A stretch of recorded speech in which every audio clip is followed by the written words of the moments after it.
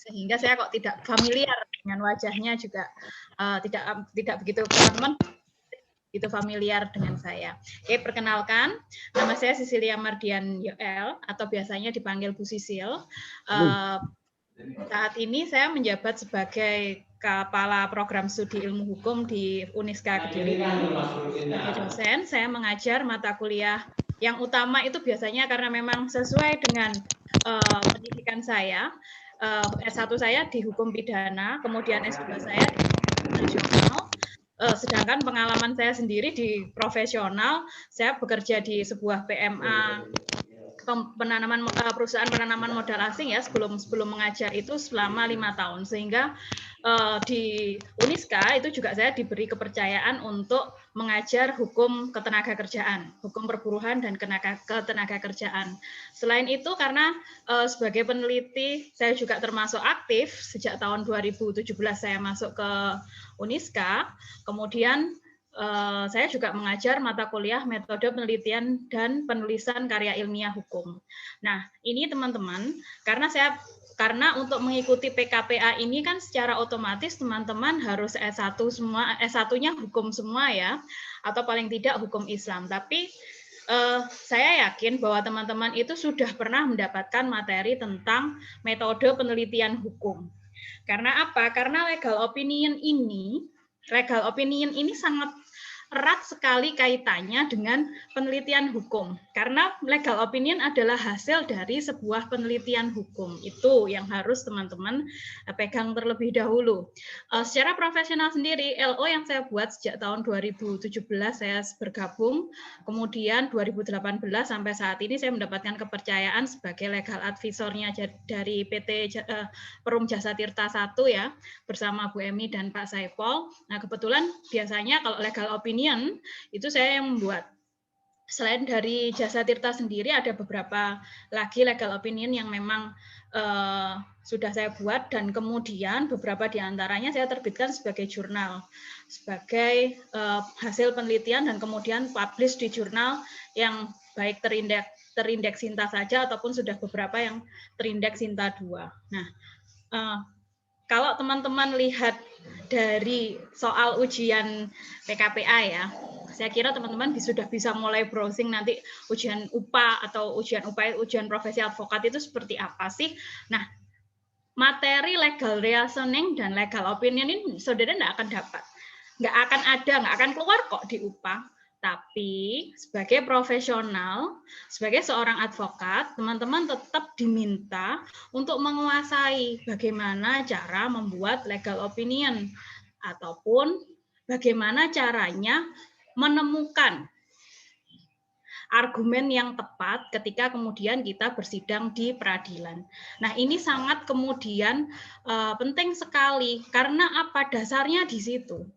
Saya kira saya beberapa kali menyimak ya kasus kemudian perdebatan antar para lawyer. Ternyata mereka nggak masuk mereka melupakan teorinya, melupakan dasar-dasarnya, seperti sumber hukum sendiri. Nah, saya nanti untuk materi saya akan share ya, saya akan share di ada grup WA-nya. Ada grup WA ya, nanti materinya bisa saudara lihat di grup WA. Untuk ada 2 slide di sana. Yang pertama adalah tentang legal reasoning dan legal opinion, dan yang kedua adalah tentang legal reasoning saja. Karena legal reasoning sendiri di Fakultas Hukum itu pengajarannya 1 semester sendiri sebenarnya hanya untuk belajar legal reasoning. Nah, legal opinion itu hanya pengembangan kalau saudara sudah bisa berargumentasi secara hukum, bagaimana kemudian menuangkannya ke dalam sebuah tulisan, sebuah karya tulis. Karena legal opinion adalah sebuah karya tulis ilmiah hukum. Jadi benar-benar basicnya adalah meneliti, basicnya adalah saudara mengkaji terlebih dahulu. Nah, legal opinion itu kemudian siapa sih yang minta? Yang minta bisa siapapun yang sedang bermasalah dengan hukum. Karena apa? Legal opinion itu adalah pertimbangan.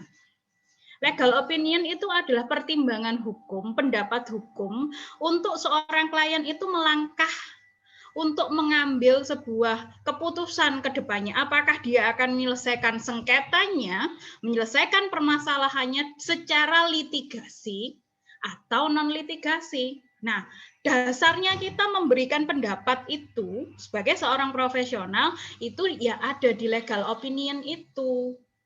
Nah, salah satu yang paling penting dalam legal opinion adalah legal opinion itu basicnya normatif. Jadi basicnya sangat normatif sekali. Tidak boleh kita memasukkan kemudian prakteknya begini meskipun teorinya begini, nggak boleh. Kemarin ada waktu praktek itu ternyata seperti ini sehingga dimasukkan ke dalam legal opinion-nya. Kemarin waktu praktek seperti ini, tidak boleh. Jadi benar-benar legal opinion itu adalah pendapat hukum berdasarkan hukum normatif. Nah, sekarang teman-teman harus ingat dulu sumber hukum itu apa saja. Nah, kan seperti itu. Oke.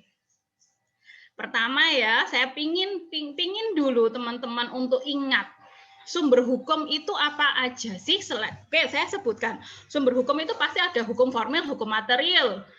Yang paling penting adalah sumber hukum materialnya.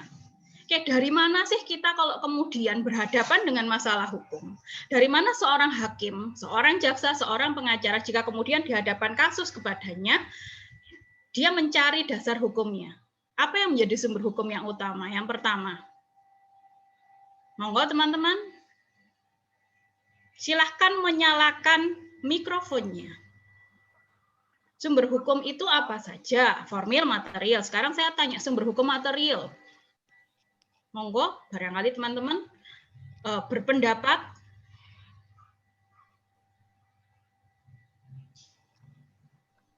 Sumber hukum formil, oke lah, sumber hukum primer yang kemarin barusan selesai mengerjakan skripsi, ayo coba sumber hukum primer itu yang pertama apa? Kok senyum-senyum semua? Bagaimana kemudian kita bisa memberikan pendapat kalau kemudian kita tidak tahu sumber hukumnya apa, dari mana kita bisa kemudian istilahnya mencari ini harus nyari di mana ya? Oke, monggo teman-teman.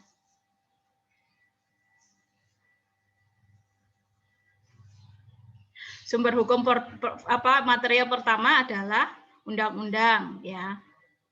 Undang-undang. Setelah itu ada perjanjian. Setelah itu ada traktat atau perjanjian internasional. Setelah itu ada doktrin ya atau pendapat para sarjana. Setelah itu ada putusan hakim. Masa sudah lupa? Ya, saya ingatkan lagi, itu adalah sumber-sumber hukum primer atau sumber hukum material, di mana kita mencari, menggali hukum itu sendiri. Jadi ketika kemudian kita dihadapkan pada suatu masalah, di mana kita harus melihat pertama, golek undang-undangnya dhisik, cari undang-undangnya dulu. Kira-kira permasalahan ini itu undang-undangnya di mana ya? Ada nggak aturan yang kemudian sudah aturan yang kemudian mendasari perbuatan ini? Nah, satu, lihat dulu undang-undangnya. Dua, kalau enggak ada di undang-undang, kita cari di mana lagi? Kalau lapangan hukum yang kita kemudian sedang hadapi, kasus ya, adalah lapangan hukum perdata atau hukum perburuhan, maka kita harus lihat perjanjiannya.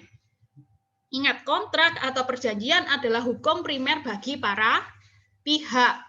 Jadi teman-teman harus lihat kontraknya seperti apa bunyinya. Itu bahkan kalau di dalam hukum perdata dan hukum perburuhan itu bisa mengesampingkan undang-undang. Ketika terjadi kesepakatan para pihak, ya wes iku sing digawe. Ya. Saya beberapa kali menyelesaikan permasalahan memediasi antara buruh dan karena saya sendiri dulu mantan buruh ya, jadinya sampai sekarang saya penelitian saya banyak sekali tentang bidang perburuhan, dan kemudian saya juga beberapa kali mendampingi dalam pembuatan perjanjian kerja bersama dari para buruh dan kemudian majikannya, antara pekerja dan pemberi kerja. Nah, kalau kemudian terjadi perselisihan antara pekerja dan pemberi kerja, lihatnya di mana? Nggak lihat di undang-undang, harus lihat di perjanjian kerjanya. Nah, jadi itu sumber primernya dulu. Sumber primernya adalah perjanjian kerja. Nah, itu kalau dalam lapangan hukum perburuhan. Sekarang lapangan hukum perdata, perikatan itu bisa bersumber pada perjanjian satu. Yang kedua, perikatan bisa juga bersumber pada undang-undang. Kita lihat dulu yang mana. Kalau perselisihan itu hukum ternyata lapangan hukumnya adalah perdata, ya lihat itu perjanjiannya terlebih dahulu seperti apa para pihak itu membuat perjanjiannya. Oke. Nah, sekarang di dalam hukum publik, itu hukum privat, hukum publik. Bagaimana sebuah perjanjian itu menjadi sebuah sumber hukum kalau di undang-undang tidak ada. Oke. Dalam kasus-kasus pidana yang terakhir ya, kemudian terutama berkaitan dengan IT, berkaitan dengan teknologi, ada banyak permasalahan yang kemudian belum diatur di dalam undang-undang kita. Nah, kalau diatur di undang-undang kita aja belum, terus kemudian lihatnya di mana? Padahal perbuatan ini sudah mencederai keadilan, pasti ya mencederai keadilan, sehingga perbuatan itu dianggap buruk. Terus kemudian bagaimana menerapkan hukumnya? Bagaimana kemudian kalau saudara ditanyai seorang klien, kemudian saudara sudah jadi lawyer, terus kemudian saudara ada seorang perempuan datang kepada saudara, Pak, Bu, ini foto saya yang sudah saya unggah ke media sosial, itu ternyata diedit orang. Diedit orang dan kemudian dipasang di konten dewasa. Dalam artian saya di situ seperti dijual. Istilahnya prostitusi online. Padahal saya tidak pernah merasa berfoto seperti itu. Saya pun bukan seorang prostitut, saya bukan seorang PSK. Apa yang harus saya lakukan? What will you do? Apa yang akan saudara lakukan jika mendapatkan pertanyaan demikian dari seorang klien? Bisakah kita masukkan, oh ini pencurian, Bu? Lapor polisi saja, pencurian, ini pencurian, fotonya diambil, kemudian itu kan ada secara istilahnya bisa dianalogikan sebagai pencurian. Bisa kita berpendapat seperti itu? Boleh, tapi dasar hukumnya apa? Nah, yang penting kan dasar hukumnya. Terus kemudian, ada banyak kasus juga seperti body shaming. Seseorang kemudian mengunggah fotonya di media sosial, ternyata komen-komennya di bawahnya, gendut lu, jelek lu, macam-macam yang membuat seseorang itu merasa down, merasa istilahnya dia kepercayaan dirinya rusak. Terus kemudian dia bertanya, bisa nggak seperti ini diperkarakan ya? Tanya kepada saudara yang seorang lawyer, bisa nggak hal-hal seperti ini kita perkarakan ya? Soalnya ini benar-benar bikin saya down, saya dihina, hinaannya buruk sekali atas foto-foto yang sudah saya upload di media sosial. Nah, seperti itu. Kemudian ada konten yang istilahnya sekarang terutama pembahasan yang paling besar adalah kekerasan gender berbasis online. Jadi terjadi kekerasan baik berupa kekerasan verbal ataupun kekerasan seksual, tetapi basicnya adalah online. Ini siapa sih yang bisa dipermasalahkan? Nah, pertanyaan-pertanyaan ini mungkin timbul, sementara undang-undang kita tidak sampai ke sana, belum ngatur itu. Terus apa yang akan saudara lakukan? Di mana kita kemudian meyakinkan klien bahwa permasalahan ini, sengketa ini, atau persoalan ini bisa dibawa ke ranah hukum untuk menjawab pertanyaan klien itu, ini bisa dibawa ke ranah hukum dan istilahnya si korban itu akan mendapatkan kompensasi atau restitusinya. Bagaimana saudara kemudian mencari hal-hal seperti itu? Gimana kita akan cari? Where? Di mana? Ketika kemudian undang-undang tidak ada, perjanjian nggak mungkin kan ya, karena ini bukan lapangan hukum privat, ini publik.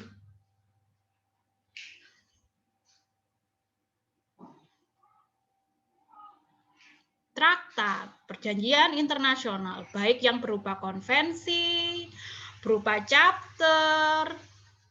Nah, itu bisa dipakai sebagai sumber hukum primer.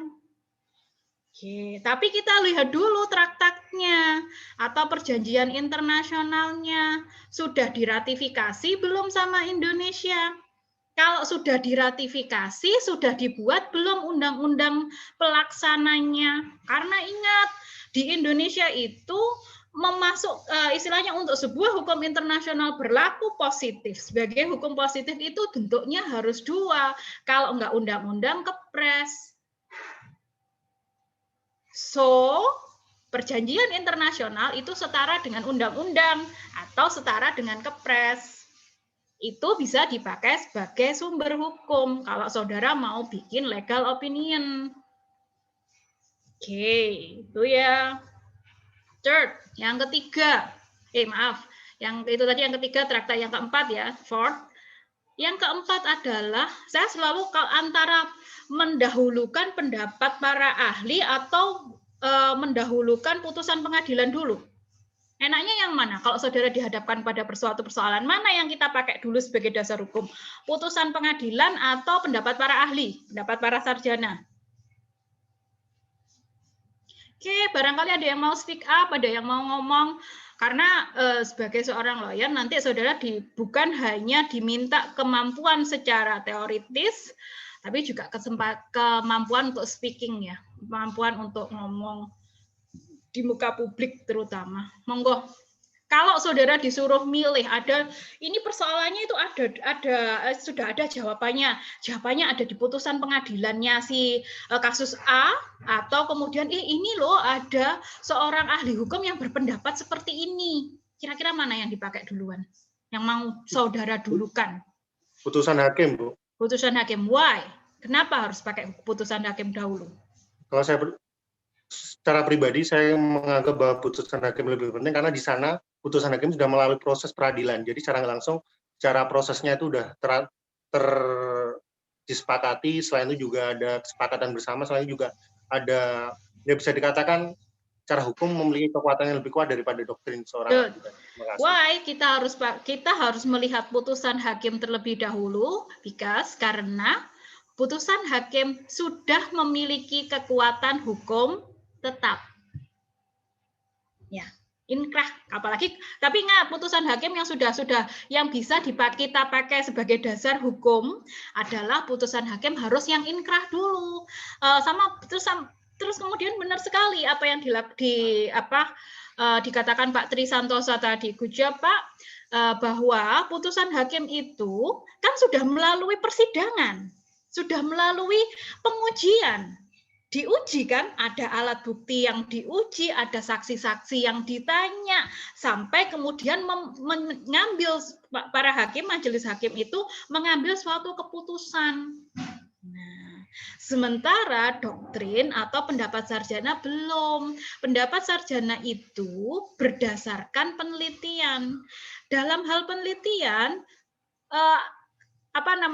berbeda waktu, itu sudah bisa berbeda hasil. Nah, sehingga belum bisa teruji, sementara untuk putusan hakim itu sudah berkekuatan hukum tetap. Saya tanya, kalau di Indonesia ini mengikuti putusan hakim itu wajib nggak sih?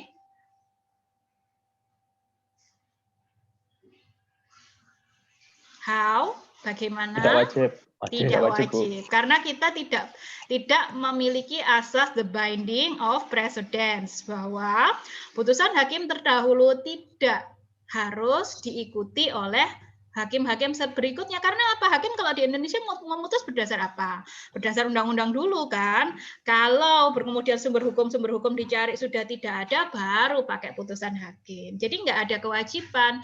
Ini sangat berbeda dengan common law system. Common law system itu harus dan wajib mengikuti putusan hakim sebelumnya. Ada asas the binding of precedents di situ. Ini teman-teman harus ingat ya.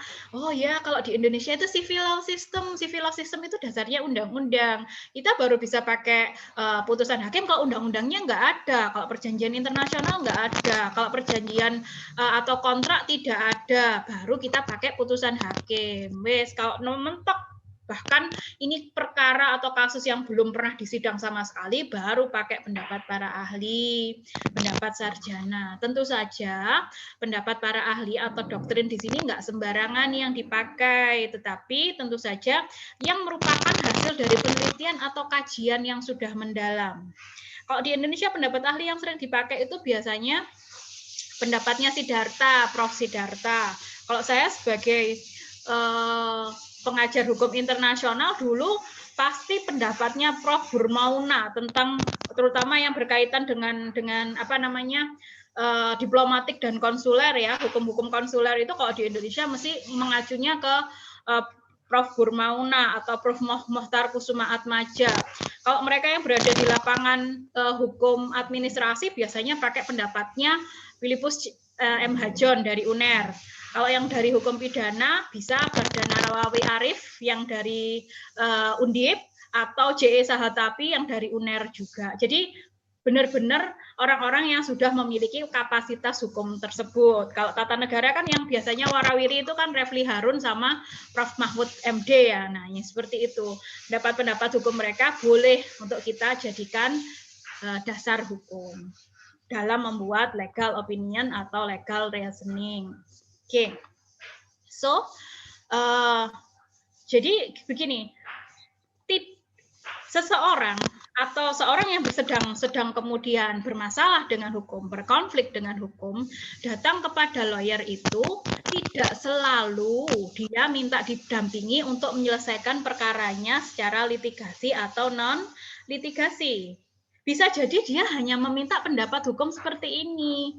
Saya sering sekali kemudian diminta membuat LO yang kemudian di dalam LO-nya itu tidak dilanjutkan. Istilahnya mereka cukup membaca LO ya, oh penyelesaian menurut LO seperti ini sehingga dia tidak perlu untuk kemudian istilahnya menyelesaikan perkara itu, melanjutkan perkaranya ke jenjang yang lebih tinggi dalam artian baik secara litigasi ataupun non litigasi seperti itu. Seperti tahun lalu ya, tahun lalu itu saya mendapatkan disuruh membuat LO tentang seorang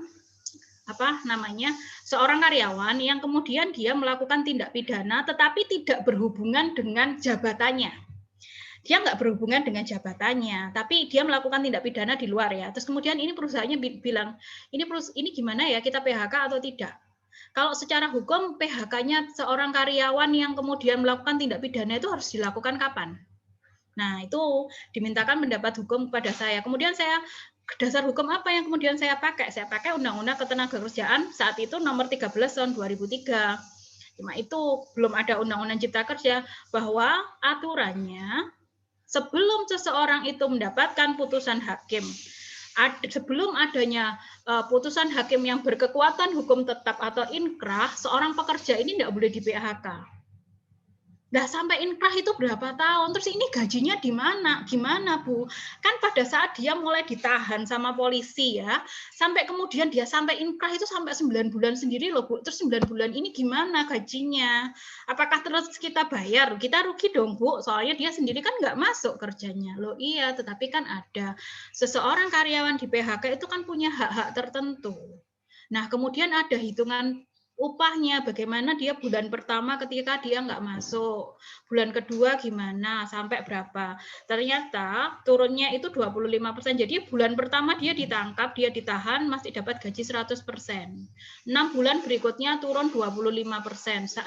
Jadi 75% ya, 50% sampai akhirnya sampai dia di PHK. Nah, PHK itu baru boleh kalau sudah inkrah putusannya. Tidak boleh kemudian dia masih ditangkap, ditahan terus sama perusahaannya tiba-tiba langsung di PHK. Tidak boleh. Saya nyatakan dalam LO saya tidak boleh, Pak, karena kita harus menjunjung asas praduga tidak bersalah. Kapan seseorang itu dianggap bersalah? Kalau dia sudah mendapatkan putusan hakim. Jadinya nanti dia baru boleh di PHK setelah ada putusan hakim. Ini pegawai tetap ya. Kebetulan pegawai tetap. Jadi kalau pegawai tetap aturannya begitu. Kalau pegawai kontrak, Bu, ya biasanya habis kontrak diikat seperti itu. Oke, itulah. Jadi teman-teman ya, apa saja sih sebelum kita bikin legal opinion dan contohnya legal opinion seperti apa, saya mengantarkannya seperti itu. Ini adalah lapangan hukum normatif. Jadi saudara, satu, ya harus tahu teori-teorinya penelitian hukum normatif, status approach, case approach, historical approach, pendekatan-pendekatannya ya. Kalau ternyata undang-undang ini kemarin keluarnya kenapa ya? Terus ada kasus apa di belakangnya kok undang-undang ini bisa keluar? Nah, seperti itu kan kita bisa mengacu pada undang-undang sebelumnya. Kalau kita menggunakan pendekatan perundang-undangan kan seperti itu. Jadi Yap, memang di dalam legal opinion dan legal reasoning ini, yang saya sayangkan dari teman-teman lawyer itu adalah ketika dia kemudian sudah berada di ranah praktek, dia lupa teori, bahkan kemudian sudah tidak baca lagi. Nggak bisa seperti itu, karena apa? Kita harus tetap rajin baca ya. Orang hukum itu kalau nggak baca, nggak senang baca itu argumennya nanti nggak akan kuat gitu loh. Teorinya nggak akan dapat esensinya dari sebuah teori itu loh, nggak akan dapat. Mungkin kita dulu waktu mata kuliah filsafat, mata kuliah logika itu nggak ngantuk, iya. Tapi kalau sudah harus menyelesaikan perkara seperti ini, kalau kita nggak ngerti bagaimana cara menyimpulkan, menarik kesimpulan, itu nggak istilahnya kesimpulan yang akan kita tarik itu nggak akan benar gitu, ya. Jadi di dalam sudah terima materinya di grup WA, yep, oke. Untuk secara teoritis banget tentang legal reasoning dan cara mengambil kesimpulan yang terus nanti di situ juga ada falasi juga, jangan sampai kita terjebak pada falasi ya atau salah mengambil kesimpulan, itu ada di materi kedua yang tentang legal reasoning. Nah, materi yang pertama tentang itu adalah why, kenapa sih kok legal opinion itu perlu? Siapa sih yang biasanya minta legal opinion itu? Biasanya perusahaan yang paling banyak minta legal opinion itu. Pribadi sih ada ya, tapi biasanya kalau pribadi itu sudah langsung minta pendampingan, nggak perlu. Kalau perusahaan dia mau menyelesaikan secara litigasi, mikir dulu. Oke nggak ya, kita rugi nggak ya kalau nanti kita menyelesaikan secara litigasi atau non litigasi saja, seperti itu. Oke. No, teman-teman, ketika kemudian saya ingin tahu sedikit sih dulu, teman-teman dulu penelitiannya banyak yang normatif atau empiris. Empiris itu biasanya cirinya empiris ya, penelitian di suatu lokasi tertentu. Penelitian normatif itu mengkaji satu aturan hukum. Gimana? Teman-teman banyak kan yang normatif. Komparatif. Normal. Kalau komparatif itu masuknya ke normatif. Oke, monggo saya pingin Mas Alvin Rehardian dulu kira-kira menggunakan apa? Empiris. Empiris. Tentang apa? Iya. Tentang peran penyidik peran Satpol PP sebagai penyidik pegawai negeri sipil dalam menegakkan perda tentang PKL, Bu. Oke, berarti kalau empiris kita ada undang-undang, terus kemudian kita lihat bagaimana penerapannya ya. Oke. Prakteknya, iya Bu. Mas Nur Nafibar. Iya Bu. Ya, kemarin dulu waktu penelitian terakhir, deskripsi itu pakai metode empiris atau normatif? Saya normatif empiris Ibu, saya gabung. Soalnya perjanjian saya. Kenapa, tentang apa? Perjanjian, perbankan, perjanjian. Kalau mohon maaf Mas Nur Nafibar dulu alumni mana ya? UNED, Jember. Di Jember, oke. Ya. Jember memang mengizinkan ya, untuk memakai dua sekaligus. Ini salah satu, ini teman-teman ya. Ini salah satu yang unik. Kalau saudara masuk ke UB kayak saya, kalau saudara masuk ke UNER, saudara sama sekali tidak boleh melakukan penelitian empiris. Bagi orang-orang UNER, penelitian empiris itu tidak ada. Mas Nur Nafibar, semua dosen-dosennya yang lulusan UNER pasti begitu. Iya. Pasti begitu. Dan itu sangat strict sekali, harus normatif. Penelitian hukum itu penelitian hukum murni seperti ini. Nah, itu juga. Nah, kalau saya kan dari UB ya, di UB boleh. Jadi dosen saya yang lulusan UNER itu memang banyak yang mengarahkan ke normatif, yang lulusan Diponegoro dan UGM itu banyak mengarahkan ke empiris. Nah, UNED Universitas Negeri Jember ini salah satu yang boleh memadukan keduanya dalam satu penelitian. Tetapi ini sangat sedikit sekali yang seperti ini. Bahkan mungkin hanya UNED sama Undip yang berani, yang boleh. Tapi kalau saudara masuk perguruan tinggi negeri lain, mesti strict. Kalau saya di UB itu, kamu harus pilih. Kalau enggak normatif, empiris, gak ono dua-duanya dilakukan dalam satu penelitian itu tidak ada seperti itu. Sehingga penelitian saya yang untuk S1 saya empiris, tapi waktu S2 karena saya hukum internasional, nggak mungkin lah saya mau empiris kemana hukum internasional itu. Ya malah jadi normatif di situ. Oke, ya ini satu uniknya di situ. Dan enaknya apa kalau kita memadukan dua penelitian itu, ini mengantarkan kita, oh ternyata sebuah undang-undang itu, pembentukan suatu undang-undang itu seperti apa sih satu aturan itu, terus kemudian ada pengujiannya di tataran empiris. Nah, begitu. Oke. Mas Mohfathul, dulu gimana Mas? Ya, dulu skripsinya bagaimana? Empiris atau normatif? Empiris. Empiris tentang apa? Pengaruh bekerja di luar negeri terhadap perceraian. Pengaruh diizinkan ya. Soalnya kalau menurut saya kalau sudah pengaruh seperti itu, isu hukumnya apa, Mas? Lebih kepada pendekatannya sosial itu. Ya, itu nanti pendekatannya tentang pertimbangan hakim dalam mengabulkan gugatannya itu. Oh, jadi pertimbangan kita yang kita lihat pertimbangan hakimnya ya. Sebenarnya itu ranahnya masih normatif itu ketika kita mempelajari tentang pertimbangan hakim. Oke, Mas Andi Prayogo, monggo. Anda dulu. Saya normatif, Bu. Normatif tentang penerapan asas lex specialis derogat legis generalis dalam tindak pidana aborsi. Penerapannya, bagaimana? Berarti kita lihat dari sisi doktrinnya ya. Ya, karena di Indonesia kan ada 3 undang-undang yang mengatur. Apalagi ada 2 undang-undang yang lex specialis, yaitu Undang-Undang Perlindungan Anak dan Undang-Undang Kesehatan. Dan KUHP. Dan KUHP. Penerapannya, oke, berarti kalau ada contoh kasus barangkali ada klien yang kemudian seperti ini ya. Ini banyak sekali saya terima. Ada seorang perempuan hamil. Nah, dia hamil oleh saudara kandung atau orang tua kandungnya sendiri. Dalam artian ada incest di sana. Terus kemudian dia mengajukan, boleh nggak saya aborsi? Itu kan salah satu contohnya. Iya.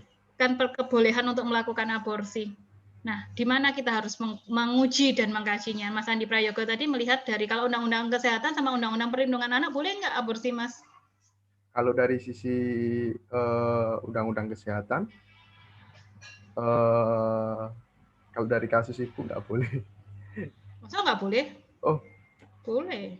Boleh ya? Boleh. Yang tidak boleh KUHP. KUHP sama, oh iya KUHP.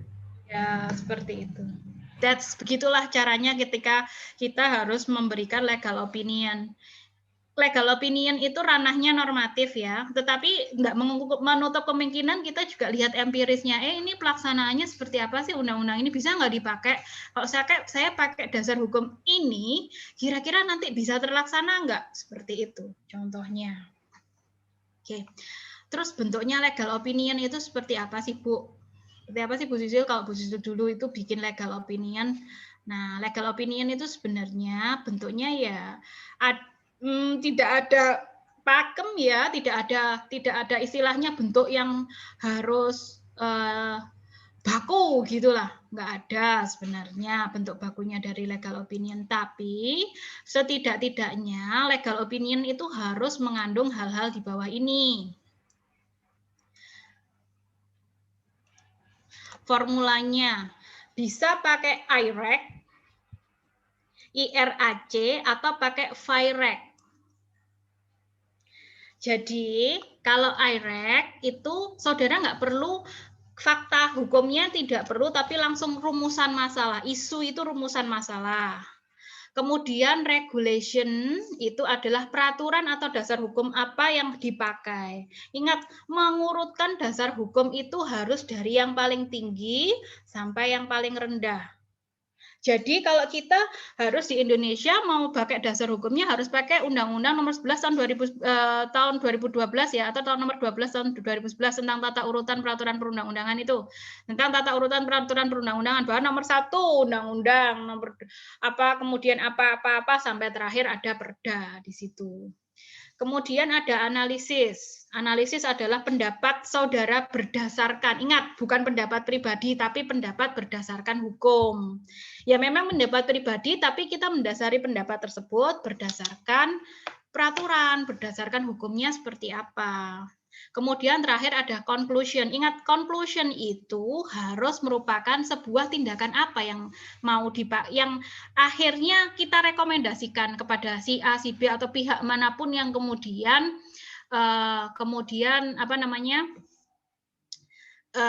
bermasalah dengan hukum itu. Kemudian ada juga FIREC. FIREC itu ada fact-nya dulu. Fact itu apa? Fact itu tidak perlu fact itu fakta-faktanya.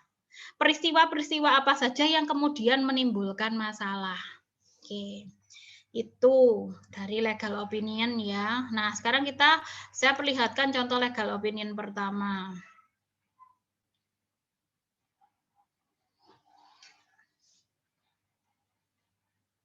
Saya kira teman-teman kalau masih punya bukunya Pak Peter Mahmud Marzuki itu masih sangat bisa sekali dipakai ya. Yang metode penelitian hukum itu bisa dipakai, yaitu kalau mau bikin legal opinion, cara apa istilahnya menemukan faktanya, menemukan isu hukumnya seperti apa, metodenya apa saja ya di situ.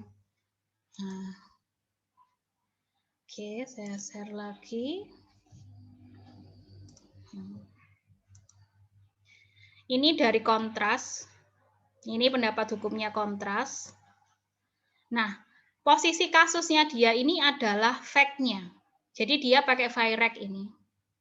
Pakai yang fact dulu, posisi kasus. Kemudian dia nggak pakai rumusan masalah sama dia nggak ada rumusan masalah. Makanya kan ini tadi yang saudara lihat di PPT saya yang sudah teman-teman dapat di WA, yang terakhir slide kedua, slide pertama, PPT pertama, slide terakhir itu adalah pakem. Tapi pada dasarnya tidak ada pakem resmi kecuali saudara mau menerbitkan legal opinion saudara dalam bentuk jurnal, publikasi ilmiah.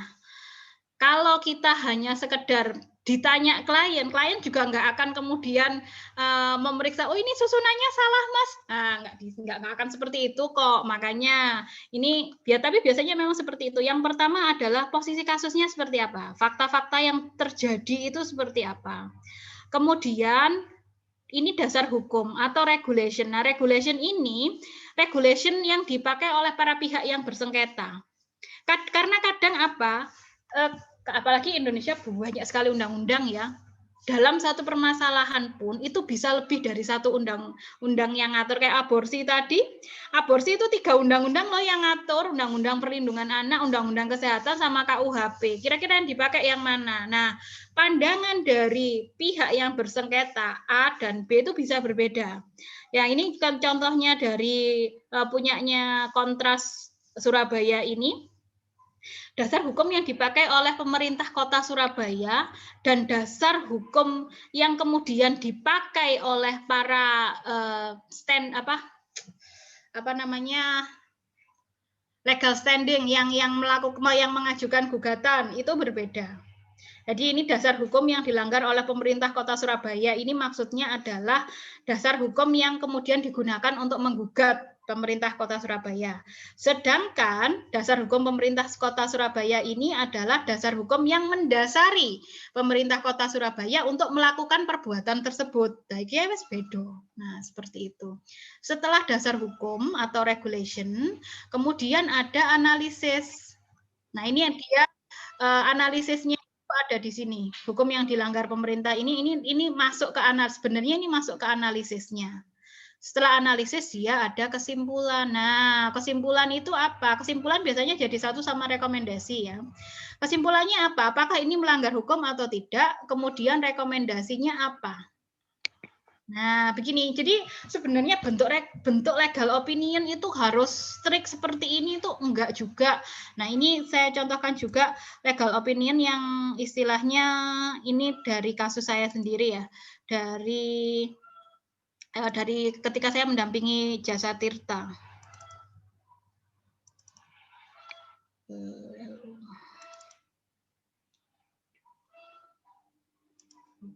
Bentar saya dulu. Ini saya istilahnya Ini saya share tapi tidak akan saya bagikan karena ini masih termasuk rahasia perusahaan ya, tapi agar teman-teman saja tahu istilahnya bentuknya yang pernah saya buat seperti apa. Bentar, masih loading ya. Stop share screen.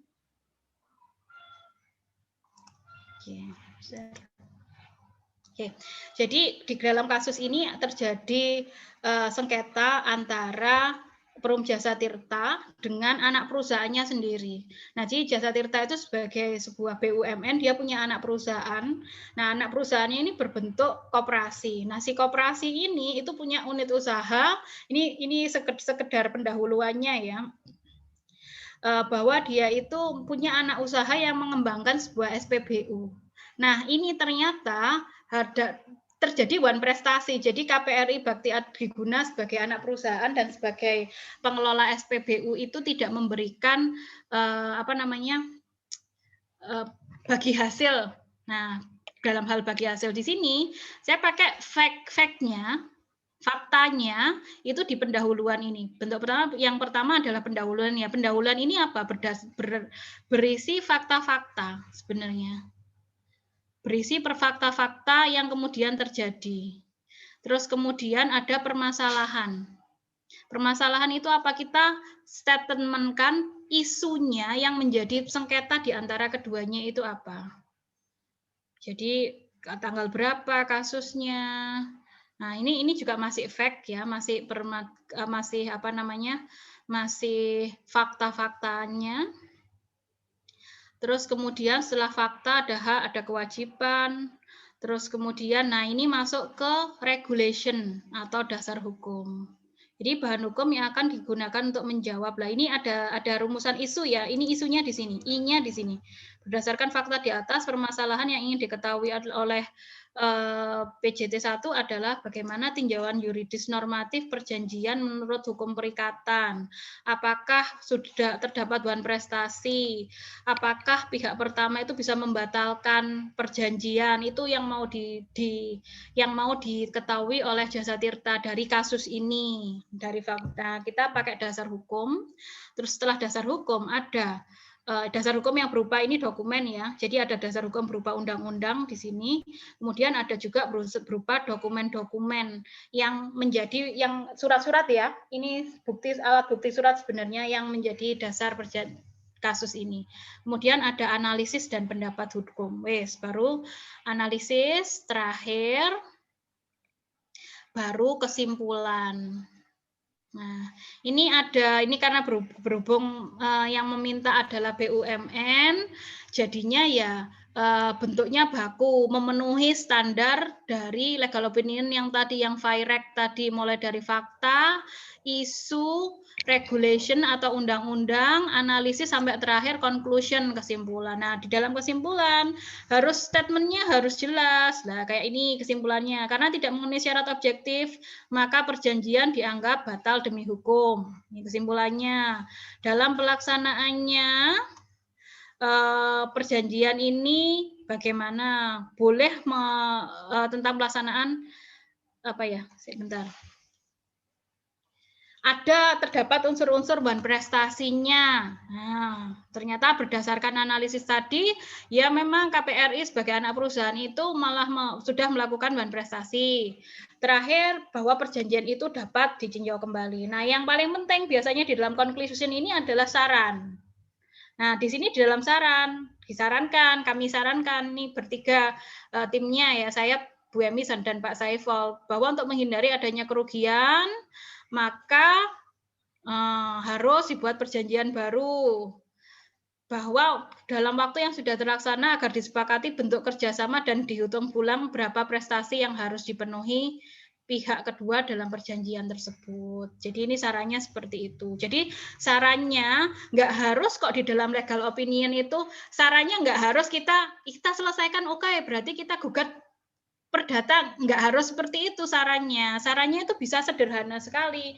Bikin perjanjian baru saja, atau prestasinya kemudian dipenuhi terlebih dahulu lah. Kalau tidak memenuhi prestasi lagi, baru kemudian ada tindakan yang akan diambil. Nah, ini adalah salah satu, ini saya buat tahun 2020 awal ini, tahun lalu. Nah, tahun lalu ada permasalahan seperti ini.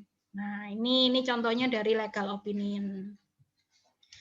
Dasar-dasar membuat legal opinion seperti ini. Oke, sekarang kita yuk ngobrol aja deh. Ya, ngobrol aja kira-kira teman-teman istilahnya apa yang mau ditanyakan, karena gini, nggak seperti surat kuasa dan gugatan. Kalau surat kuasa dan gugatan adalah materi dalam materi upah ya. Legal opinion ini nggak akan keluar, tetapi tentu saja tetap teman-teman sebagai calon advokat atau advokat nantinya tetap harus bisa buat legal opinion itu seperti apa. Legal opinion itu penelitian hukum singkat. Enggak, kalau kita pakai penelitian hukum itu kan, kalau jurnal gitu kan minimal 20 halaman ya, A4. Kalau skripsi minimal 60 halaman. Nah, legal opinion itu singkat-singkat saja seperti itu kok. Faktanya, yuk kita lihat faktanya di statementkan angka 1, 2, 3, 4, rumusan masalahnya apa, dasar hukumnya apa, terus kemudian analisis dan kesimpulan singkat. Biasanya saya membuat legal opinion itu nggak lebih dari 15 halaman. Tergantung sih, kalau istilahnya bukti-buktinya yang banyak kan secara otomatis harus dimasukkan semua, harus distatementkan semua, tergantung. Tapi biasanya nggak akan lebih dari minimal ya, tapi ya jangan kurang dari 10 halaman lah, 5 sampai 10 halaman gitu. Terus kemudian tapi biasanya enggak akan lebih dari 20 halaman. Itu adalah pendapat hukum, namanya legal opinion. Tentang pengertian legal opinion dan jenis-jenisnya, teman-teman bisa baca sendiri di slide-nya. Terus kemudian ada argumentasi hukum. Argumentasi hukum itu materi yang sangat istilahnya teoritis sekali ya, yang berkaitan dengan filsafat. Jadi filsafat itu kalau saudara nggak banyak baca, ya agak ya istilahnya ya kita harus baca gitu. Nggak, istilahnya di dalam membuat legal opinion ini kita perfectnya nanti itu kalau sudah banyak latihan, banyak praktiknya, dan banyak baca. Jadi kemudian saya tekankan lagi, teman-teman, membuat legal opinion itu tidak boleh berdasarkan asumsi, tidak boleh berdasarkan prakteknya wingi kayak gini, nggak boleh, tetapi benar-benar harus berdasarkan undang-undang, berdasarkan sumber hukum primer. Kalau tidak salah, saya punya waktu sampai 10.30 ya, Pak Uzaimah ya.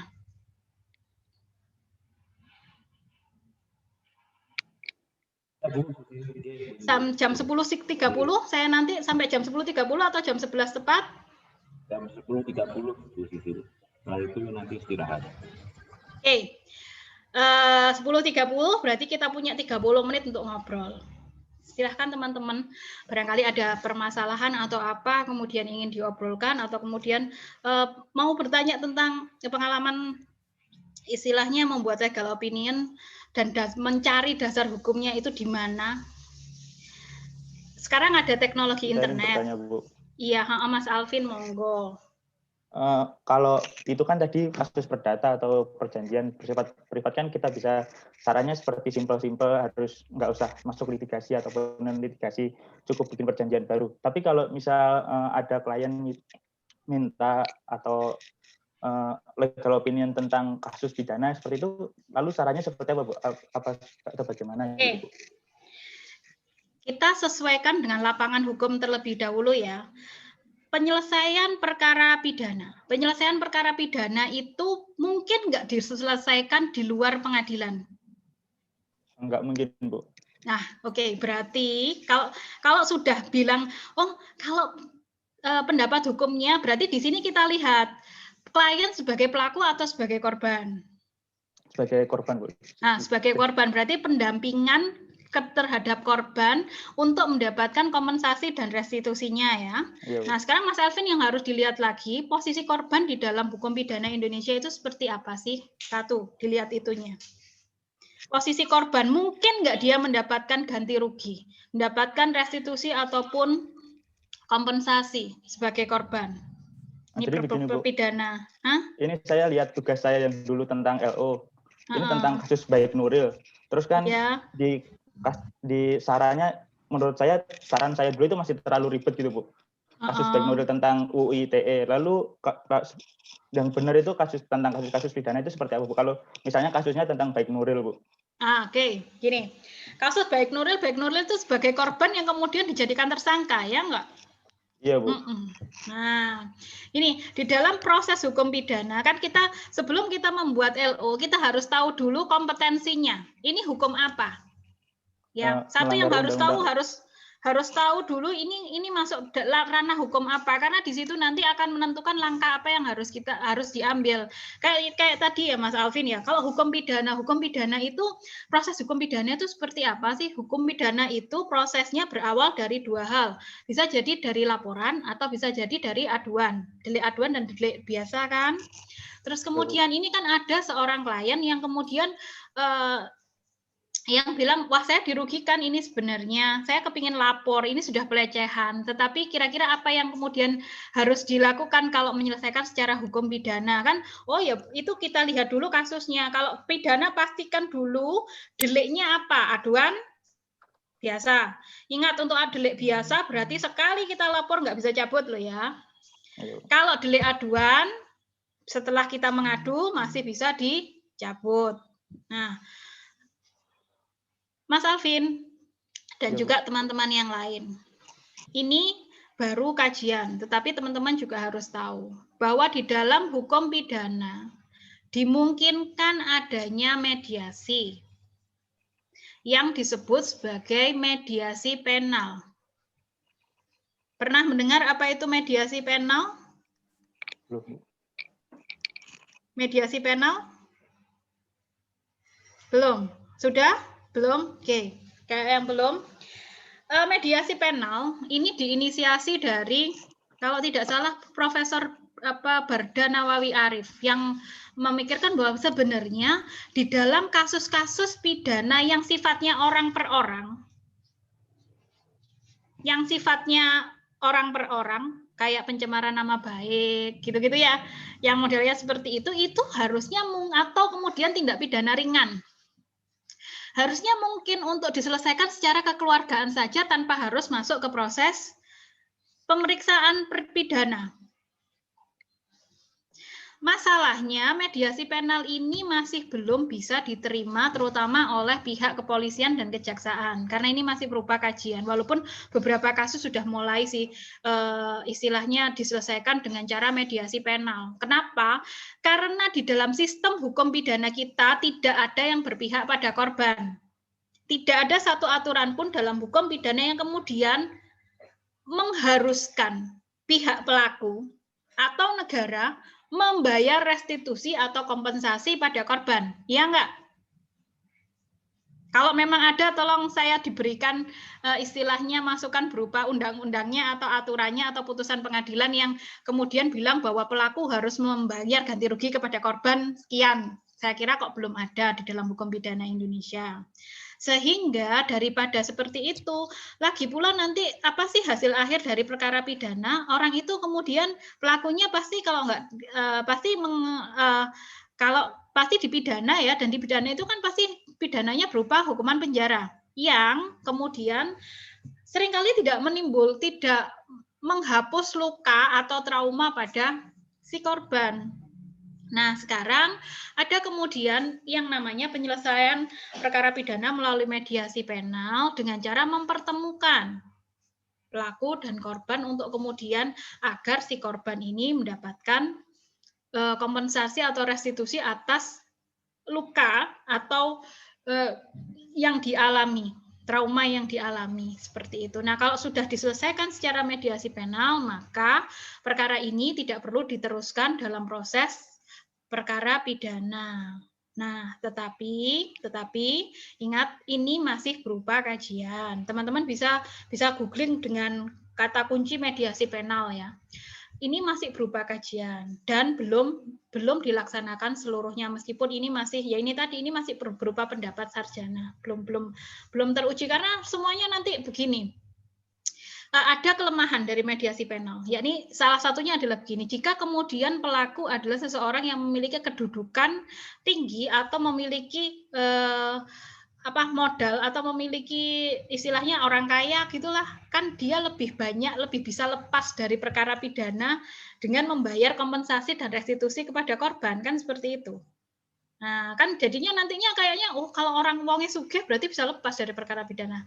Salah satu yang menjadi mediasi penal ini dipertanyakan, kemudian kan seperti itu tetap saja berarti untuk si pelaku ini tidak membuat jera dong. Nah, seperti itu. Padahal tujuan pemidanaan kan salah satu membuat pelaku jera.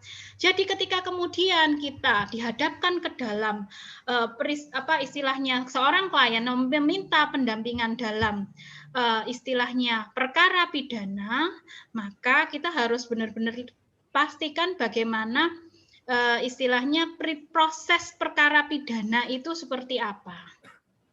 Ya, tetapi tetap terutama kalau saya pribadi sendiri terutama pendampingan terhadap korban pelecehan ya, itu ya tetap harus didampingi, harus diselesaikan secara hukum meskipun sebenarnya tidak akan ada restitusi atau kompensasi secara langsung kepada korban, tapi setidaknya pelaku itu tetap harus mendapatkan hukuman yang pantas. Jadi tekankan di situ. Jadi tekankan ketika kemudian kita menerima istilahnya klien yang meminta istilahnya pendampingan dalam hukum pidana, dijelaskan apa sih akibat hukumnya kepada posisi sebagai korban. Ya, itu. Kemudian akibat hukumnya kalau kita tidak melapor, kalau tidak menangani kasus itu loh. Atau kemudian bagaimana kepada juga sebagai seorang kepada pelakunya. Jadi gitu. Jadi saya yakin nanti teman-teman juga banyak ya, terutama satu hal yang kemudian saya pelajari akhir-akhir ini adalah mulai banyak kemudian karena kebetulan saya juga agak aktif di pendampingan korban-korban bukan pendampingan sih, lebih kepada penelitiannya. Saya belum kuat untuk mendampingi korban pelecehan seksual secara langsung ya. Banyak korban yang mulai speak up atau berbicara bahwa ternyata korban dari pelecehan seksual itu ternyata banyak laki-laki juga. Yang itu adalah seperti fenomena gunung es. Laki-laki itu lebih tidak mau berbicara dibanding perempuan karena begini. Seorang laki-laki itu harusnya kuat ya. Tidak mungkin dia dilecehkan. Jadi dia merasa takut untuk kalau nanti saya speak up, saya ngomong, apakah nanti terutama ketika pelaku adalah perempuan, apa iya saya dipercaya? Ketika kemudian saya adalah korbannya. Nah, di situ. Jadi itu salah satu contoh kasus ya, yang kemudian saya sempat ditanya gitu, ada yang tanya, ini gimana Mbak? Ini korbannya malah si laki-laki, yang melakukan pelecehan malah perempuan. Relasinya kuasa. Jadi perempuannya adalah seseorang perempuan dengan kedudukan tinggi, dalam artian yang memiliki kuasa, dan si laki-laki adalah pekerjanya. Ini bagaimana? Apakah ini juga termasuk pelecehan? Apakah ini termasuk kekerasan seksual atau tidak? Apakah dia harus melapor atau diam? Nah, kalau perempuan yang menjadi korban lebih mudah saat ini. Tapi kalau laki-laki yang menjadi korban agak lebih sulit karena pandangan masyarakat kita dan pandangan penegak hukum kita lebih ya. Kalau sesama pelecehan dilakukan oleh sesama jenis itu lebih bisa dimaklumi. Tapi kemudian ketika laki-laki yang seharusnya kuat, seharusnya dia bisa dan kemudian dia mendapatkan pelecehan seksual, itu salah satunya. Ya waktu itu yang saya lakukan ini ya Mas Alvin ya, mungkin bahwa ini adalah sebuah tindak kejahatan. Tindak kejahatan ini tetap harus diselesaikan. Karena kalau tidak, maka akan ada korban-korban yang lain. Tetapi saya juga menjelaskan bahwa di dalam hukum pidana kita memang tidak mengatur adanya restitusi ataupun kompensasi terhadap korban. Sehingga ketika kita ngomong, kita melaporkan, sebenarnya itu si korban itu tidak akan mendapatkan, tidak ada materi yang kemudian bisa dia dapat. Tetapi tetap harus itu dilaporkan. Karena kalau tidak, maka kejahatan itu akan tertutupi, tidak akan terselesaikan. Contohnya adalah seperti itu dalam hukum pidana ya. Jadi penekanannya dalam penyelesaian kasus pidana adalah posisi korban dan pelaku. Dan nanti akibat hukumnya apa? Itu. Titik beratnya di situ. Yang lain monggo. Sesuatu yang mungkin teman-teman, wow, masa sih Bu seorang laki-laki menjadi korban? Jawabannya adalah iya. Dan trauma yang dirasakan sama. Jadi Kalau mohon izin Bu, izin bertanya. Iya Pak Tri, monggo. Jadi selama ini kalau saya melihatnya tentang pernyataan Ibu mengatakan bahwa seorang laki-laki apakah dimungkinkan dia terkena pelecehan seksual atau tindakan hukum secara seksual, kalau saya melihatnya di sini ada politik hukum di sana Bu yang dimainkan saya lihat. Apakah entah itu politik hukum atau bagaimana, tapi yang jelas ya mungkin pendekatannya bukan pada pendekatan hukum semata, tapi ada pendekatan sosial yang harus dilihat di sana. Karena apapun bentuknya wacana kuasa dan pengetahuan seperti yang dikatakan Michael Foucault itu bahwa pengetahuan itu diciptakan oleh kekuasaan secara ada hegemoni kuasa di sana. Terus pertanyaan saya begini, jadi mungkin itu hanya sekedar sekilas. Apakah apa titik tekan beda antara pendapat hukum, doktrin serta legal opinion? Kalau saya lihatnya kan itu kan hampir sama, itu ada pendapat hukum, ada legal opinion dan doktrin. Terima kasih Bu. Selamat siang. Perbedaannya sebenarnya begini, doktrin itu atau pendapat hukum oleh para sarjana, perbedaannya hanya bahwa doktrin itu sudah istilahnya syarat utama dari sebuah doktrin itu harus dipublis, Pak. Sudah harus dipublikasikan terlebih dahulu.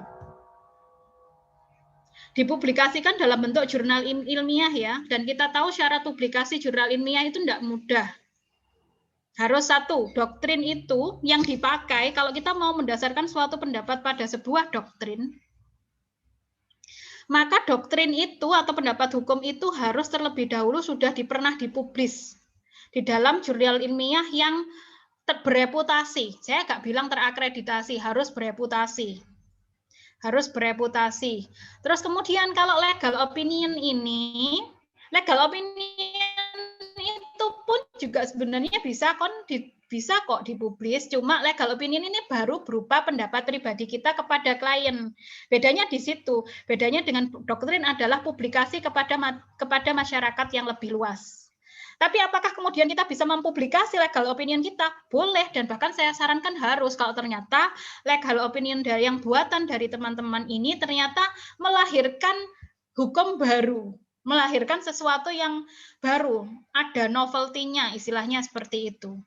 Jadi pendapat saya ini belum ada loh pendapat yang seperti ini, coba dipublis. Nanti di dalam publikasi itu kalau sudah dipublis, biasanya kalau ada ahli lain yang tidak bersetuju, itu nanti bisa disanggah melalui sesama jurnal. Nah, itu pengujinya di situ. Sebenarnya sama bentuknya nanti ya, walaupun kalau doktrin atau istilahnya kalau sudah dipublikasi itu pasti bentuknya lebih rumit lagi. Itu sebenarnya dasarnya adalah legal opinion, sama-sama pendapat hukum.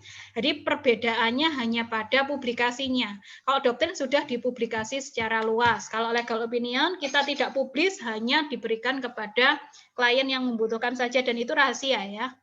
Kecuali diizinkan oleh klien untuk dipublis. Nah, saya tadi membuka istilahnya nggak saya share kepada teman-teman, tapi saya buka, itu kan dalam rangka ilmu pengetahuan saja. Saya sedang menerangkan legal opinion, maka contoh legal opinionnya saya buka yang terutama yang dari klien saya tadi. Kalau ternyata klien saya sudah memberikan izin, ya boleh nanti dipublis dalam bentuk artikel ilmiah, begitu. Berarti tidak tekannya pada kepentingan, Bu ya? Berarti tidak tekannya pada kepentingan ya, kalau untuk kepentingannya. Doktrin lebih ke arah pada pencerahan, gambaran umum. Kalau legal opinion lebih ke arah pada ranah pribadi yang dimintakan. Ranah pribadi, ya. Ingat, dan seperti ini enggak, Pak Tri Santoso dan teman-teman lain, teman-teman tidak boleh mempublis legal opinion tanpa persetujuan dari para pihak. Jangan sekali-sekali, soalnya saya mengalami hal itu. Jadi istilahnya jangan, jadi para pihak kalau memang, karena itu kan sebuah pendapat ya, dan itu biasanya kalau kajiannya bagus itu sudah merupakan bisa bisa melahirkan hukum baru lah seperti itu. Tapi kalau kita mau publis baik dalam bentuk artikel opini di koran ataupun berbentuk jurnal ilmiah, itu tetap harus konsultasi dengan kliennya. Boleh nggak ini dipublis? Itu etika, walaupun tidak ada hukuman ya, nggak ada hukuman. Nanti kalau kita membuka rahasia nanti dihukum begini-begini. Nggak ada. Tapi kita ngomong soal etika. Etikanya gini. Dan kalau saudara membuat legal opinion itu bersama-sama, dalam artian istilahnya ada banyak orang ya disebutkan semua. Yang kemarin membuat itu siapa saja. Ini etika publikasi ya. Nggak dihukum kok. Sebenarnya kalau mau saudara mau publis legal opinion saudara dalam bentuk katakanlah dimuat di Jawa Pos dalam opini. Itu kan opini, hukum itu kan legal opinion sebenarnya.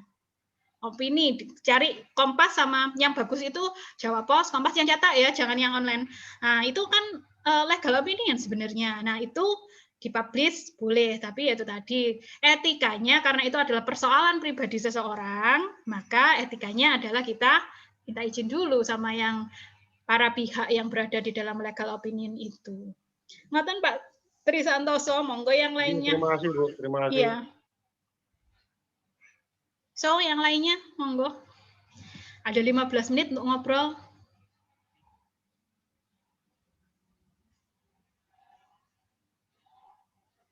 Mohon izin, Bu. Iya, monggo Pak Muhammad Abdul ya. Menyambung Muhammad terkait Abdul Muiz, ya, ya, monggo. menyambung terkait pelecehan seksual. Ini sebenarnya sudah ada kasus, Bu. Dan ini pun masih berjalan, belum ada titik temu gitu. Dan letaknya ada di kampus X gitu. Yep. Korban perempuan laki-laki? Korbannya si perempuan. Yep. Pelaku staf atau dosen atau sesama mahasiswa? Sama mahasiswa, namun yang laki-laki itu sebagai senior dari si perempuan. Gitu. Sekilas cerita bahwasanya perempuan dan si laki-laki itu ingin mendaki di sebuah gunung. Saya tahu kampusnya. Oh gitu. Sebenarnya saya itu tabu. Sebenarnya saya tabu. Karena di situ ada dua kubu di situ. Yang satu pers itu berkecimpung pada perempuan atau korban. Yeah. Terus yang laki-laki itu yang berkecimpung adalah wakil dekan 3 dan seorang lawyer di situ. Ya, di situ kan ada lawyer. Yeah. Saya sebenarnya bingung loh. Ini kasus seperti apa? Kok seperti kayak dipermainkan gitu loh. Oke, saya ini. bingung. Iya. Ketika kita menjadi seorang pengacara, kita menjadi seorang lawyer, posisi kita adalah netral, ya. Oh, gitu. Meskipun demikian ini ada berapa mohon maaf jika kemudian ini adalah pendapat pribadi saya yang berlatar belakang feminis. Jadi saya tidak memaksa saudara untuk menjadi seorang feminis seperti saya, enggak. Tetapi saya terangkan dulu ya bahwa dasar saya mempelajari feminis legal study. Ya, nanti saudara bisa cari sendiri apa itu feminisme, apa itu feminis legal study. Sehingga pendapat saya ini akan mungkin bagi teman-teman agak sedikit bias ya. Tapi satu yang kami pelajari di dalam feminisme, terutama di dalam batasnya pelecehan seksual atau bukan itu apa sih? Batasnya adalah konsen. Konsen itu adalah kesediaan kedua belah pihak. Jadi ketika salah satu pihak bilang no, it's mean no. Walaupun si perempuan, mohon maaf, sudah telanjang, tapi kemudian dia berubah pikiran, no, saya nggak mau. Walaupun dia sudah membuka pakaiannya ya, tapi kemudian dia berpikir no. Dan maka laki-lakinya harus berhenti. Begitu pula sebaliknya. Dan kemudian, kalaupun salah satu pihak dalam kondisi tidak bisa dipertanggungjawabkan secara hukum dalam artian bisa dalam pengaruh obat atau apa, itu berarti juga tidak ada konsen di sana, tidak ada persetujuan di sana. Di dalam kasus ini, pandangan dari si laki-laki, si pelaku adalah dia merasa bahwa mereka melakukan hubungan seksual itu sudah dalam konsen. Ya, sudah ada persetujuan. Karena apa? Karena perempuannya begini. Sedangkan dari sisi perempuan sendiri, dia merasa tidak ada konsen di sana, tidak ada persetujuan. Saya sudah bilang tidak. Kenapa kok terus dilakukan seperti itu? Nah, kemudian kami istilahnya mereka yang memiliki istilahnya banyak aktivis perempuan di sana yang kemudian membackup ya, sehingga dan masalahnya mohon maaf dari pandangan kami yang punya pandangan feminis itu memang dunia ini itu dikuasai pemikiran yang patriarkis. Dalam artian patriarkis itu apa? Bahwa mendudukkan perempuan itu sebagai objek seksual semata. Bukan bahwa perempuan itu human, bukan bahwa perempuan itu bukan dia pandang sebagai manusia seutuhnya. Sehingga kalau perempuan pulang malam itu ya salah, karena dia harusnya ada di rumah. Kalau perempuan pakai pakaian seperti ini berarti dia memang mengundang, padahal mau seorang manusia itu berpakaian macam apapun seharusnya tidak boleh dia diganggu. Sama seperti ketika laki-laki cuma pakai celana pendek kan nggak boleh, tetap aja nggak boleh diganggu. Kenapa kalau perempuan kok istilahnya tetap kalau diganggu itu istilahnya ya wajar dia pakai baju yang seperti itu. Contohnya seperti itu. Jadi Pak Abdul ya, memang di dalam persoalan ini kita harus mendudukkan pandangannya seperti apa dan seperti apa hukum itu menyikapi dari istilahnya posisi mendudukkan kembali pelecehan seksual itu batasnya di mana sih? Karena undang-undang kita yang mengatur tentang pelecehan seksual itu masih sangat bias ya, sehingga di situ itulah kenapa kok RUU PKS dalam artian rancangan undang-undang mengenai pelecehan perlindungan pemberantasan terhadap kekerasan seksual itu berusaha digolkan, karena di situ nanti ada pengertian-pengertian bahwa kalau tindakannya seperti ini itu masuknya ke sikap ini loh, hukumannya sekian, sampai kemudian dirinci. Sampai benar-benar bahwa oh ternyata bahwa bahkan suami istri pun itu tidak boleh saling memaksa, karena batasnya adalah konsen itu tadi, setuju itu tadi. Baik laki-laki atau perempuan itu sama-sama manusia yang punya sama-sama rasa gitu. Jadi pemaksaan terhadap salah satunya itu ya tetap salah walaupun pemaksaannya dalam bentuk apapun begitu. Jadi ini kasus ini seperti itu Pak. Itu juga belum selesai kok kasusnya, karena apa? Karena dari pihak istilahnya begini, dari pihak dekanat itu berpandangan bahwa oh ini sudah mahasiswa tingkat akhir, kasihan kok dia kemudian di DO kan seperti itu. Sementara yang dari perempuan sendiri pihak korban, ya kan traumanya nggak selesai kalau seperti ini. Sepertinya apalagi kasus itu mintanya ditutupi seperti itu. Kalau pandangan saya seperti itu, Pak Muhammad Abdul, monggo barangkali. Ya itu tadi. Izin Bu, mohon izin bertanya. Iya Pak Tri. Kira-kira ya itu yang saya katakan dari awal Bu. Ketika bicara tentang yaitu ada konsep pelecehan seksual dan sebagainya, itu kan titik tekannya selama ini kita berpikir kan ada wilayah budaya, ada wilayah sosial, ada wilayah politik. Terus penyelesaian ini kan saya kira pada waktu pembuktian, dan pada waktu proses persidangan itu kan pasti berlarut-larut, karena di sana sepengalaman Ibu kira-kira seperti apa pada waktu proses pembuktiannya? Titik tekannya pembuktiannya seperti apa pada waktu wilayah ada konsen di sana? Terima kasih. Gini, apa ya? Ini adalah kalau membahas soal mendudukkan lagi sebuah kasus pelecehan seksual itu agak panjang nanti pembahasannya. Karena apa? Karena termasuk juga dalam hal pembuktian. Undang-undang kita, KUHP itu kan memerlukan bukti material, bukti fisik.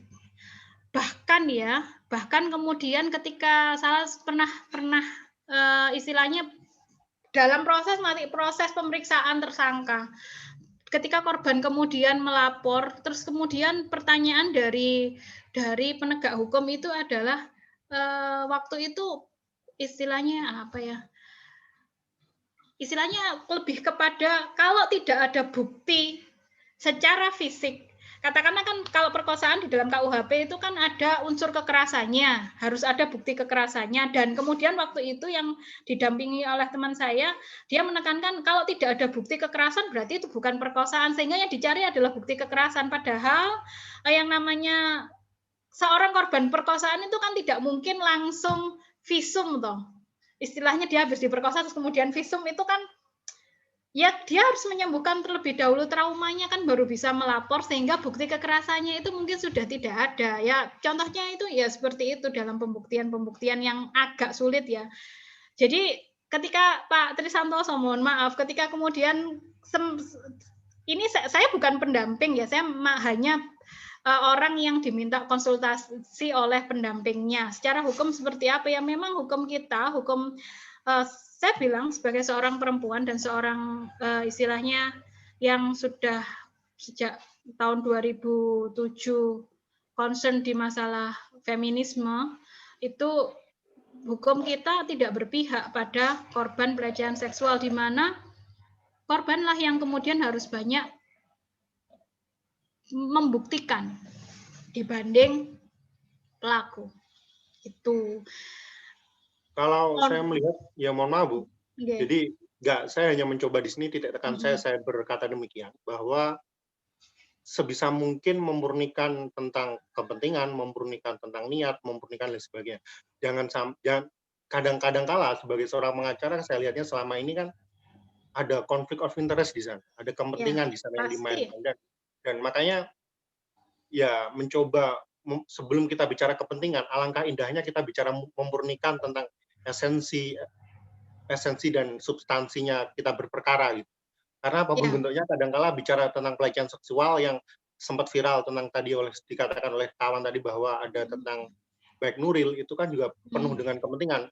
Karena saya juga di sana kurang lebih 2 tahun di NTB itu. Jadi saya mengerti konsep budayanya, hierarki patriarki dan lain sebagainya. Dan saya melihat kata patriarki selama ini itu pada konsep Jawa itu kan seolah-olah bahwa laki-laki lebih tinggi daripada seorang perempuan. Tapi ketika saya mohon maaf, di titik cara pandang saya bahwa titik tekannya bukan pada lebih tinggi atau lebih rendah, tapi pertanggungjawaban secara pribadi seorang laki-laki itu lebih besar. Intinya kan di sana. Tapi selama ini belum ada titik tekan cara pandang budaya. Makanya bicara budaya itu sangat luas sekali, makanya bicara hukum itu kan juga ada politik hukum dan hukum untuk politik. Makanya terima kasih, sekedar sharing aja. Terima kasih, selamat siang. Ya, salah satu ini juga di dalam legal opinion, dalam memberikan pendapat hukum, kita juga tidak bisa memisahkan dari konteks masyarakat kita tempat tinggal. Ya, ini tadi saya ingat dengan apa yang dikatakan Pak Trisantoso. Kita masih ingat adanya hukum adat kan? Nah, hukum adat, hukum adat masyarakat setempat itu bisa sangat mempengaruhi berjalannya proses hukum dari suatu peristiwa. Jadi suatu kasus, nah kita juga harus melihat konteks masyarakatnya ini ketika kemudian kita disuruh memberikan pendapat hukum, bukan hanya secara norma, tetapi kita, makanya saya tadi bikin sebenarnya tatanannya legal opinion memberikan pendapat hukum itu adalah normatif, tetapi kita juga harus lihat empirisnya. Empiris itu apa? Empiris maksudnya adalah tatanan norma, tatanan masyarakat setempat. Contohnya adalah masyarakat adat Bali. Masyarakat adat Bali itu kan ada bentuk pemidanaan yang tidak sesuai dengan KUHP toh. Nah, itu contohnya seperti itu. Terus kemudian kalau teman-teman mendampingi istilahnya klien yang berasal dari suku Minangkabau dalam hal rebutan warisan, maka saudara harus benar-benar paham konteks masyarakat Minangkabau yang matrilineal, di mana anak perempuan memiliki hak waris yang lebih utama daripada anak laki-laki. Sementara hukum Islam, hukum Islam dan hukum waris BW itu lebih kepada anak laki-laki. Nah, itulah perlunya konteks kelokalan itu. Jadi kita harus benar-benar di dalam memberikan legal opinion dilihat dulu kliennya dan konteks masyarakat sekitar, konteks peristiwa itu sendiri. Kalau di NTB ada istilah kawin culik ya Pak ya, merari atau apa gitu loh, yang biasanya Iya Bu, ada. Itu cuman ya ini, mohon maaf sebelum, jadi titik tekannya bahwa ketika kita proses berbudaya, adanya hukum adat dan lingkar adat yang diakui secara Nusantara dan nasional, ada hukum adat yang diakui, jadi titik tekannya bahwa ada kegagalan budaya di sana. Karena apa? Ada hegemoni, habis itu ada proses politisasi budaya dan sebagainya. Makanya sebelum kita melangkah pada konteks kelokalan, konteks kedaerahan, ya kita mengacunya pada kesadaran masyarakatnya, pada budaya hukumnya, pada pendidikan hukumnya, pada sumber daya manusianya. Ya seperti baik Nuril itu kan itu di SMA 7 Mataram, Bu. Itu saya alumni di SMA 7 Mataram, kebetulan di Ampenan, dekatnya Bandara Selaparang. Sekarang udah Bandara di Lombok Tengah. Jadi saya bukannya mengerti secara penuh. Jadi emang ada budaya-budaya itu kadangkala yang dikategorikan sebagai bentuk kekerasan seksual, pelecehan seksual, kadangkala itu menjadi sebuah bentuk ada permainan, ya sekedar permainan, habis itu ada sekedar ocehan, ada sekedar ya bisa dikatakan guyonan lah kalau bahasa orang Jawa. Makanya ya mohon maaf sebenarnya titik tekannya bahwa hanya mencoba merangkai kronologi kejadian bahwa tidak selamanya bahwa kekerasan seksual itu dimaknai sebagai kekerasan seksual, dan tidak selamanya yang tidak dimaknai sebagai kekerasan seksual itu adalah kekerasan seksual. Ya mungkin kegagalan budaya ini hanya cara pandang retorika secara budaya, Bu. Mungkin kalau untuk legal secara normatifnya dari dahulu lah. Ya memang. Jadi ini namanya kriminalisasi dan dekriminalisasi. Ada perbuatan-perbuatan yang kemudian bisa diterima oleh masyarakat, bukan sebagai tidak dipandang sebagai sebuah perbuatan jahat atau kejahatan atau pelanggaran terhadap hukum. Tetapi kemudian ada hukum normatif yang masuk dan mengatur. Secara otomatis kan membuat tatanan di masyarakat itu berubah. Ketika seperti itu, mana yang harus didahulukan? Maka kalau ketika kita membuat legal opinion, maka semuanya dikaji. Kalau kajian hukum normatifnya adalah seperti ini, akibat hukumnya A, tetapi sebenarnya di dalam tataran lokal masyarakat, peristiwa itu dipandang seperti ini, yang kemudian tidak ada akibat hukum. Nah, kita persilahkan, ingat keputusan itu berada di tangan klien. Klien setelah dengan saran kita, kan saran kita itu kan bisa dipakai, bisa tidak, kan seperti itu. Kalau dalam pendapat saya ketika kemudian harus mengkaji, maka semuanya dikaji. Jadi seperti kemudian kayak hukum waris masyarakat Minang tadi ya, secara hukum BW dikaji seperti apa, secara hukum Islam dikaji seperti apa, secara hukum adat Minang dikaji seperti apa. Putusan mereka mau pakai yang mana, itu putusannya klien, kita sebatas memberikan pendapat hukum.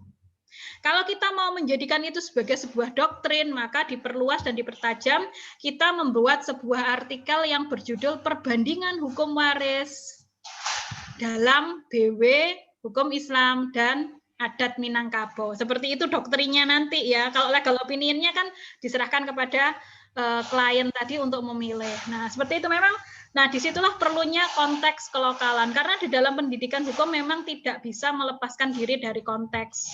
Meskipun beberapa konteks itu kemudian hapus, beberapa hukum adat hapus dengan adanya hukum positif, terutama yang berkaitan dengan hukum pidana ya. Hukum pidana adat itu kan sudah hapus dengan hukum positif, tapi kalau hukum perdatanya, hukum orang itu masih ada yang bisa menggunakan hukum orang kan, hukum adat. Saudara pasti masih ingat KUH Perdata buku 2 tentang hukum yang mengikat orang-orang tertentu kan seperti itu. Terima kasih Pak Trisantoso, diskusi yang sangat menarik sekali. Mas Alvin, terima kasih. Pak Muhammad Abdul juga terima kasih. Saya sudah run of time ya, sudah 10:30. Terima kasih sekali pada teman-teman yang sudah menyimak diskusi kita. Saya selalu dalam kelas PKPA sebenarnya saya tidak ingin disebut sebagai mengajar, tapi saya lebih suka disebut kita sedang berdiskusi. Nah, barangkali teman-teman istilahnya ada yang mau didiskusikan, Bu, saya punya legal opinion nih, saya kepingin kalau menurut Bu Sisil bagaimana? Monggo silahkan dikirimkan ke saya via WA, nanti nomor WA saya bisa di-share Pak Uzaimah, kita bisa diskusi lebih lanjut ya, WA atau kemudian mau jawab secara pribadi, monggo. Saya sangat senang sekali jika ada kemudian menimbulkan diskusi-diskusi seperti ini. Saya sangat senang sekali dengan teman-teman yang dengan berbagai latar belakang, dan kemudian itu pasti juga akan menambah pengetahuan bagi saya. Jadi kita sama-sama belajar. Terima kasih teman-teman sudah menyimak dari awal tadi tentang diskusi kita. Menarik sekali. Saya senang sekali bisa berdiskusi dengan teman-teman.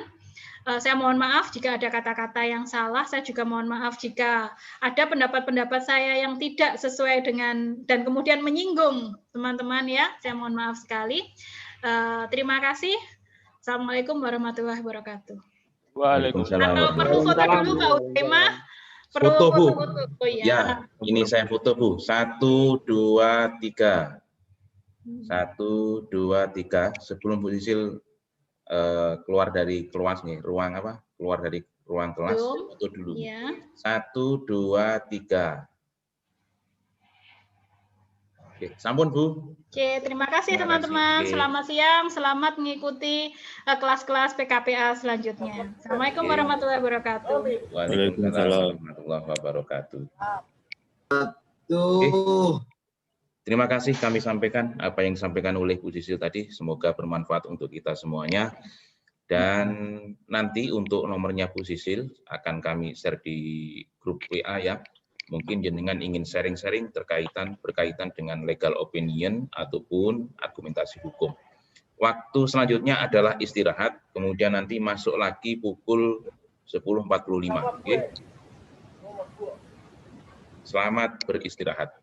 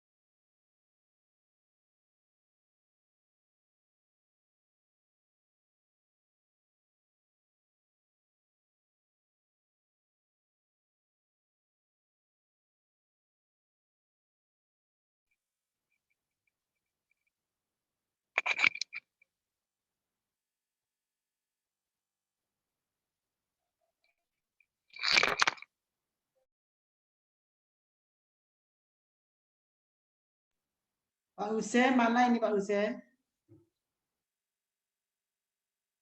Pak Ketua Pelaksana belum. Baik. Saya sudah siap Pak Hussein, monggo diawali.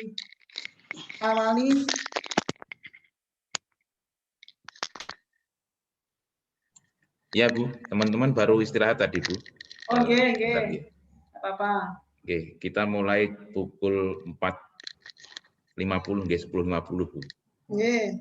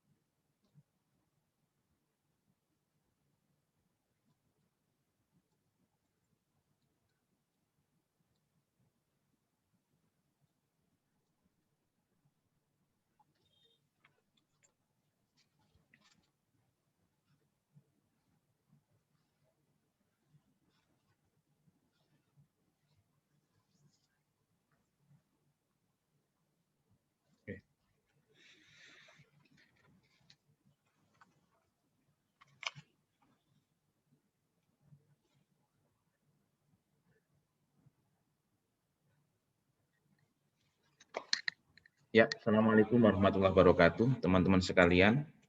Waalaikumsalam Yang warahmatullahi wabarakatuh. Dimohon untuk masuk kelas lagi. Yang sudah ngopi, yang sudah istirahat atau mungkin sarapan, karena pemateri yang kedua sudah hadir di tengah-tengah kita.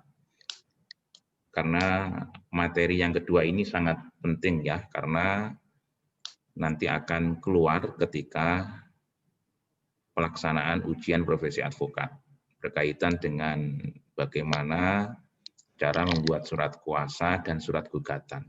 Artinya materi yang kedua ini nanti pasti akan keluar ujian. Karena ujian multiple choice itu ada 120 soal, kemudian untuk yang isai itu yang pertama adalah surat kuasa, bagaimana nanti membuat surat kuasa, kemudian surat gugatan. Kalau sampean bisa mampu membuat surat gugatan dan surat kuasa, pasti saya jamin lolos ataupun lulus. Itu nggih. Jadi untuk PKPI ini kan ada beberapa mata kuliah ataupun yang nanti akan diujikan, materi-materinya akan diujikan atau keluar di ujian profesi advokat, dan ada beberapa materi yang tidak keluar. Artinya itu nanti bisa buat pengalaman skill bagi calon lawyer ataupun calon advokat. Karena ini waktunya sudah siang ya, maka waktu sepenuhnya saya serahkan, saya berikan kepada Ibu Dr. Hajah Emy Puasa Handayani, yang mana hari ini akan menyampaikan tentang masalah pembuatan surat gugatan dan surat kuasa. Perlu diketahui ini materi penting. Kepada Ibu Dr. Hajah Emy Puasa, kami persilahkan mulai pukul ini ya, 10 berapa ini? 10.52 sampai 12.00. Monggo Bu Emy, saya persilahkan. Ya. Baik, terima kasih Pak Usai, Ketua Pelaksana, juga Ketua PKBH Fakultas Hukum Uniska. Assalamualaikum warahmatullahi wabarakatuh. Selamat pagi. Waalaikumsalam. Waalaikumsalam warahmatullahi wabarakatuh. Ya, semoga semua sehat. Ya, ini materi memang benar apa yang disampaikan Pak Ketua Pelaksana, penting sekali, baik untuk keperluan ujian maupun praktek nanti ketika sudah menjadi advokat. Karena intinya ada di sini, selain komunikasi dan tentunya jaringan yang diperlukan agar banyak mendapat klien ya. Sebelum memulai, sedikit saya menyampaikan kurikulum vitae saya ya. Saya sejak tahun 94 sudah menjadi advokat, bergabung di Yayasan Lembaga Bantuan Hukum Indonesia di Diponegoro ya, Jakarta. Di sana ketua yayasannya waktu itu almarhum Pak Adnan Buyung Nasution ya. Tentu para peserta PKPA sudah sedikit mengenal, kalau belum nanti bisa di browsing bagaimana karakter beliau, bagaimana idealisme beliau. Banyak hal yang perlu dicontoh dari beliau, advokat yang berintegritas. Jadi agar lulusan PKPA ini tidak sekedar atau semata-mata ingin cepat kaya, tetapi ada karakter di situ ya. Saya harap, mohon maaf, bukan hanya Hotman Paris yang menjadi idola karena kekayaannya, karena bling-blingnya, bling-bling ya peserta ya, ising dipengini atau beti barang ya. Tapi bagaimana membela kepentingan klien, membela haknya yang memiliki idealisme yang kuat. Nah, sehingga dari tahun 94, kemudian tahun 96 saya kembali ke Kediri. Selain mengajar di Uniska,